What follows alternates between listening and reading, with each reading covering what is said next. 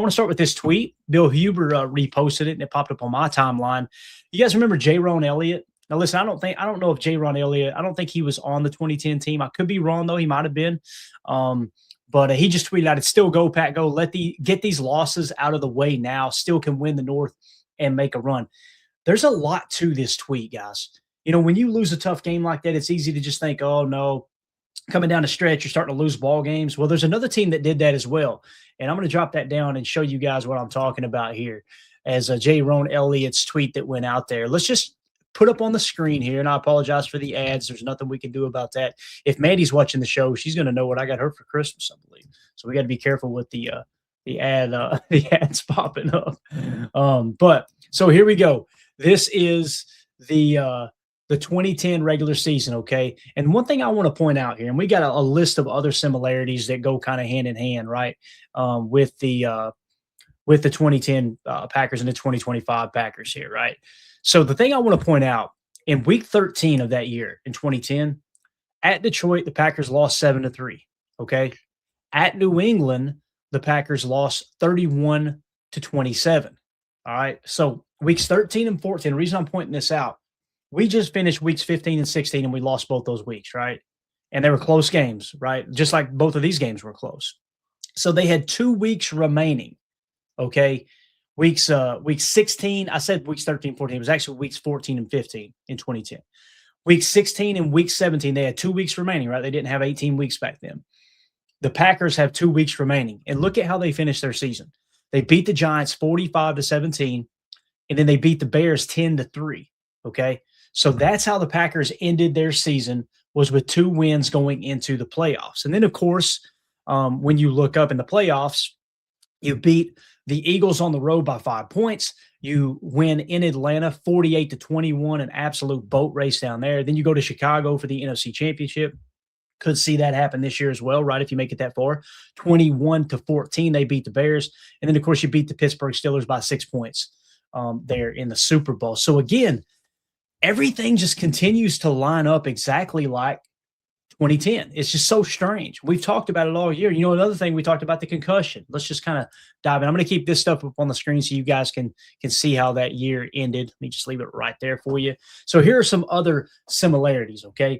In 2010, Matt Flynn nearly beat the Patriots after Aaron Rodgers was concussed. So again, that Detroit loss, if I'm remembering correctly, guys, on the road in Detroit, you lose 7-3. That's when Aaron Rodgers got the concussion, okay? Well, Jordan Love just got a concussion this past week against the Bears. So really he missed a good chunk of the Bears game, right? I think he went out in the first half. So it's almost like this New England game here on the road, New England, was on the road against Chicago. Because, again, you got 2 games after that, right? And then he returned against the Giants, and they dropped 45 points, obviously. So in 2010, Matt Flynn nearly beat the Patriots after Aaron Rodgers was concussed. The Packers played well statistically, but lost due to self-inflicted mistakes, yet didn't lose another game and won the Super Bowl. Self-inflicted mistakes. What did we just talk about, right? Well, the current Packers just lost 22-16 in overtime to the Bears, again with a backup quarterback in Malik Willis, playing excellent football, which, by the way, shout out to Matt Flynn, played great against New England, right? That might have been the game. I think that was the game where he tied the franchise record for most touchdown passes, right?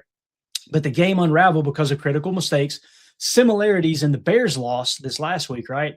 The Packers outgained Chicago. They won the time of possession. They committed fewer penalties. Still, yet they lost due to a muffed onside kick, dropped interceptions, coverage bust late, Josh Jacobs' goal line fumble, and a botched 4th and 1 snap in OT. If any of those 5 things don't happen, you win that ballgame, right? And again, this isn't me going, we should have won. It's just pointing out that's how close they were. And when you look at the way things kind of happened in 2010, it's similar. At Detroit, you end up losing 7-3. I mean, you can't even score. You can't even score 8 points in that game, right? In 2010. Could you imagine what I remember it. You remember what the fan base was like back then? Can you imagine if you weren't watching the Packers then what the fan base would have been? Oh, without Aaron Rodgers, they can only score 3 points. My God, there ain't no way this team's a Super Bowl team, right? And then you go on the road to New England. If I remember correctly, you guys correct me if I'm wrong, wasn't there an offensive lineman that had a huge kick return or something? Or was that a different game? I'm trying to remember. But anyway, 31-27, that might have been a different year. But 31-27 with your backup quarterback, you lose on the road. Yeah, you can't win, right? And then, of course, New York Giants, you go out there and you drop 45 freaking points on them and beat them 45-17. And then, of course, on the road in Chicago, you win 10-3. Chicago had a great defense that year, if I remember correctly. So when you look at the similarities, again, how you lost to the Bears in Chicago, it sucked. It was gut wrenching. It was one of the toughest post game shows I've ever had to do. It's just like, man, you deserve to win that game. It's kind of what Caleb Williams was saying at the end of the game too in the post game presser. It was like, that's a hell of a football team over there. Like you could see it all over his face. Like we did not deserve to win this game, right? So just like 2010, the Packers are banged up, but still firmly in the playoff hunt. And outside of help, if the Steelers beating the Lions, right, help keep the playoff odds strong. So again, in 2010, I remember when Jermichael Finley went down. It's like, damn, this was supposed to be his breakout year. I remember that like it was yesterday. It was supposed to be his breakout year. I remember he was tweeting Yodo, right? Year of the takeover is what he dubbed it. And then he gets hurt. I think he hurt his knee, if I remember correctly, that year. And the Packers had to go on without him. If I remember right, it was Andrew Corliss was a tight end that we leaned on really, really heavily, right? So now who's one of our star players? He's still fifth in receiving yards amongst tight ends, and he hasn't played in 7 weeks. That's Tucker Kraft, right? Well, he goes out with an injury. Bang. So now, all right, there's another parallel being drawn, right? There was a ton of injuries. I remember our boy Ryan Grant was one of the better running backs in the league, right? I would say a top 10 back at least. He gets injured, and that's when James Starks emerges. He comes in and takes over, right? There was just so many injuries across the board. It's wild. Playoff math. Packers need one win in their final 2 games to clinch a playoff spot, okay? The division title is still technically possible with help, obviously, but it's looking like the Packers will probably be the 7 seed. Most likely, that's what the numbers are saying, which the Packers were the 7 seed or the final seed in the playoffs back then, right? I think back then it was just 6, if I remember correctly. So playoff math, yeah, we talked about that. Let's see here. What happens next more than the loss itself? 2010 worked because Mike McCarthy created unwavering belief, accountability, and confidence in the roster he had. Matt LaFleur's response publicly was calm and professional, praising effort, but acknowledging the failure to make key plays. So again, you're seeing these parallels of these coaches. Mike McCarthy hadn't won a Super Bowl yet. Matt LaFleur hasn't won a Super Bowl yet. The real question is whether LaFleur can replicate the locker room leadership and confidence McCarthy showed in 2010. The piece challenges Jordan Love to take the next step and win games late, similarly to how Caleb Williams did against Green Bay. Obviously, Caleb pulled that one, another rabbit out of the hat, right? Well, Aaron Rodgers was starting to do that in his career. Aaron Rodgers in 2010 was not seen as an elite quarterback yet, right? That came a few years later. Really, the Super Bowl MVP is what really sparked that, right? So, again, man, I think the Packers do have enough talent to make a run here. I don't think the season's over. But again, like it's being mentioned, you've got to have the team identity's got to be established, which I don't buy so much into a team identity, but it's the leadership and the clutch execution. You got to figure out ways to make plays down the stretch, right? You got to figure out ways to make plays when the game is on the line. That's essentially what it comes down to. And again, we talked about the similarities of Jordan Love's age and his experience and Aaron Rodgers' age and experience at the time. All those things kind of coincide, right? So going to be really, really interesting. Coach Lynn says here in the chat, I'm finally starting to get over that loss. Not really, LOL. It's tough because it's the Bears. And it is funny seeing NFL memes and other people rake the Bears fans over the coals because they're treating it like it was a Super Bowl, right? Like somebody, NFL memes have put a tweet out and they just hit the nail on the freaking head, man. What it said was something along the lines of, and it showed a basketball team celebrating, I guess, a meaningless win. And it was like, the Bears celebrating knowing they beat the Packers without Jordan Love, without Micah Parsons, right? And you could go on down the line, right? But if you were to say going into that game or going into this season, once we got Micah Parsons, who are the 2 most important players for the Packers to go on a championship run? I think everybody would say Jordan Love on offense, your starting quarterback, and Micah Parsons, the edge defender superstar that you just picked up. It took the Bears had to take us to overtime to beat us in that game. With Jordan Love back healthy and the roster getting healthier down the playoffs, if we do face the Bears somehow, some way again in the playoffs, guys, I feel really damn good about the Packers beating that team. They had only scored 6 points on offense with 5 minutes left in the game, and everything just kind of crumbled. It fell apart. The muffed onside kick. If you don't blow the coverages, I'm not saying you got to make a play, a dramatic CB1 type play, but if you just don't blow the coverages in those situations, you win that game. I really believe that. If you make Caleb thread the needle, like that throw to DJ Moore, the reason he doesn't hesitate to throw that ball is because DJ Moore is so open. Now, Keisean kind of catches up to him, right, and gets a hand on him. It should have been pass interference, but also it looks like the ball might have hit the ground too when you look at the replay. Quay Walker's being held from behind. There's just so many different factors that come in, right? Really the way I see that last play is it should have been kind of a push.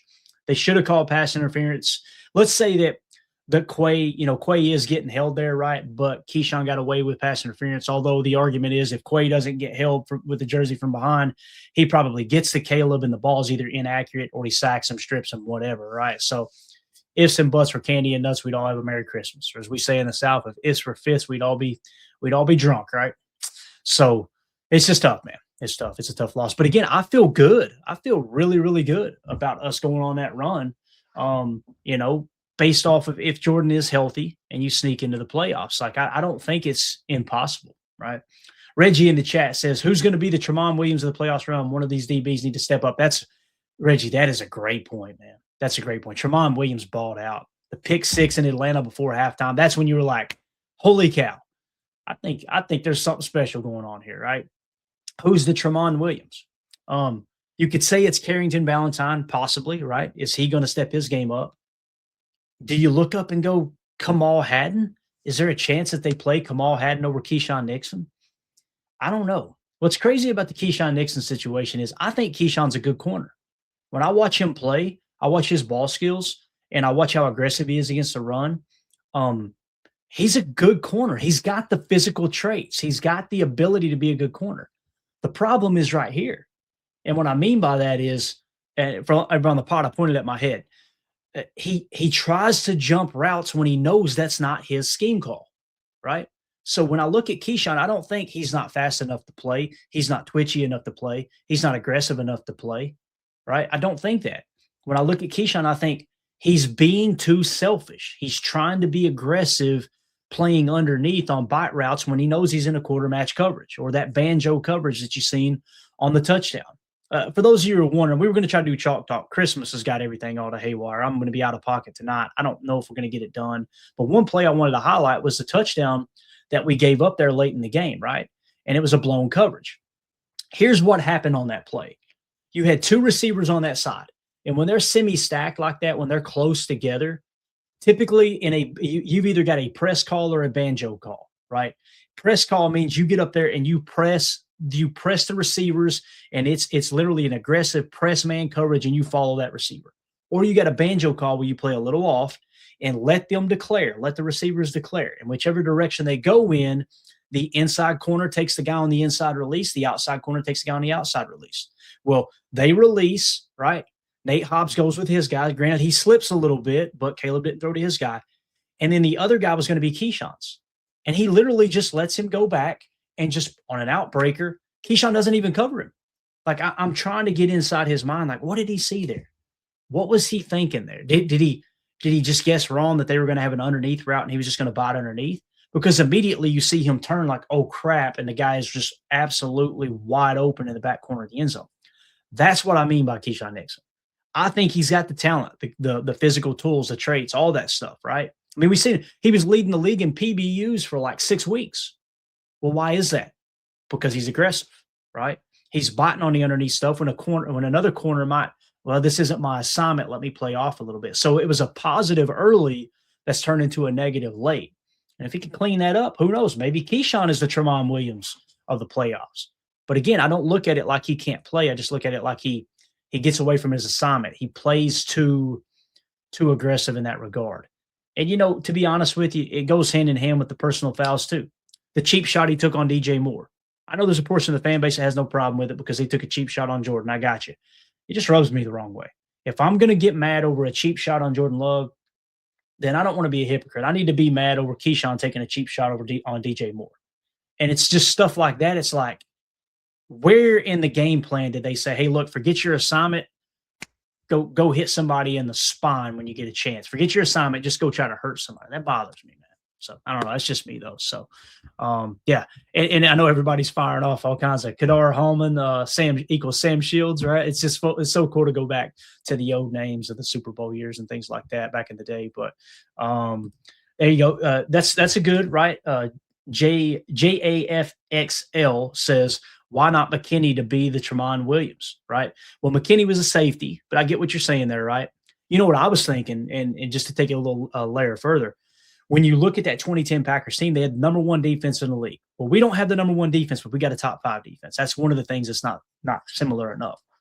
But I immediately thought, man, they had Nick Collins. Oh, God, what a pick six machine, just an interception machine. And then immediately I went, the hell am I talking about? We got Xavier McKinney.